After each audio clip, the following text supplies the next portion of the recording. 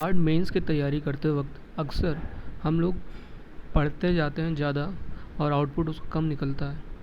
अगर आप लोगों ने अभी तक किसी कोचिंग पे रिलाय नहीं किया है और नाबार्ड आपका क्लियर हो रहा है प्री, तो आप ये जो पीडीएफ मैं इसका लिंक दे दे रहा हूँ इसके नीचे ही, तो यहाँ पे जाके इसको डाउनलोड कर सकते हैं।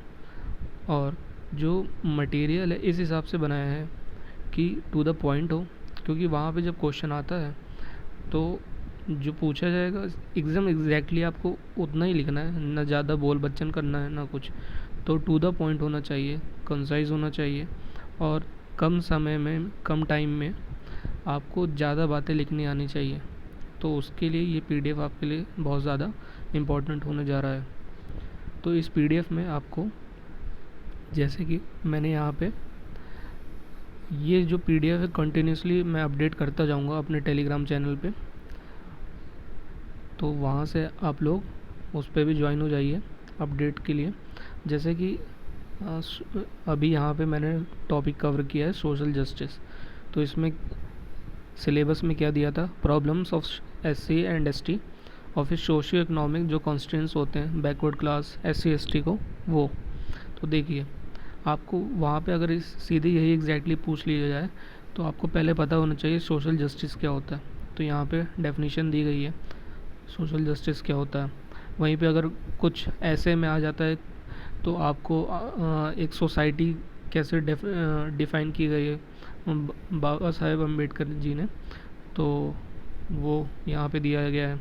फिर अगर आपको एससी के बारे में पूछ लिया जाए तो की फैक्ट्स अबाउट एससी जो कि सेंसस 2011 में है, वो देखिए सेक्स रेशियो है, कितने पॉपुलेशन है, कितनी लिटरेसी रेट है। नाउ इशू क्या है, issue concerning to the point है ये, और वहाँ पे लिमिट रहती है 200 वर्ड 150 वर्ड, तो ये मोर देन इनफ है। अगर इसका आप थोड़ा थोड़ा सा भी लिख देंगे, पूरा नहीं लिखना है, थोड़ा थोड़ा सा कि एट्रोसिटीज़ हो रही है, फिर लैंडलेसनेस है, मैटरनल एनीमिया, पोवर्टी, तो हर एक सेक्टर को यहाँ पे कवर किया गया है, इम्पॉर्टेंट है। तो यहाँ से आप देख सकते हैं। और जैसे वेलफेयर, फिर वेलफेयर ऑफ एसटी, जैसे educational empowerment, economic empowerment, social empowerment. तो ना यहाँ पे मैंने रिकमेंडेशन जो जो डिफरेंट कमिटीज़ थी उनकी recommendation regarding S C S T वो भी दे रखा है। जैसे रिकमेंडेशन ऑफ देवर कमीशन, तो उन्होंने क्या बोला कि मिड डे मील प्रोवाइड किया जाए, ओपनिंग ऑफ स्कूल दिया जाए। फिर कोठारी कमीशन ने भी ये जो देवर कमीशन उसको मतलब कि बोला था, एंडोर्स किया था कि हाँ ये करना चाहिए। फिर ये देखिए ये कमेटी हो गई एसटी के लिए, ठीक है, ज़ाज़ा करके है।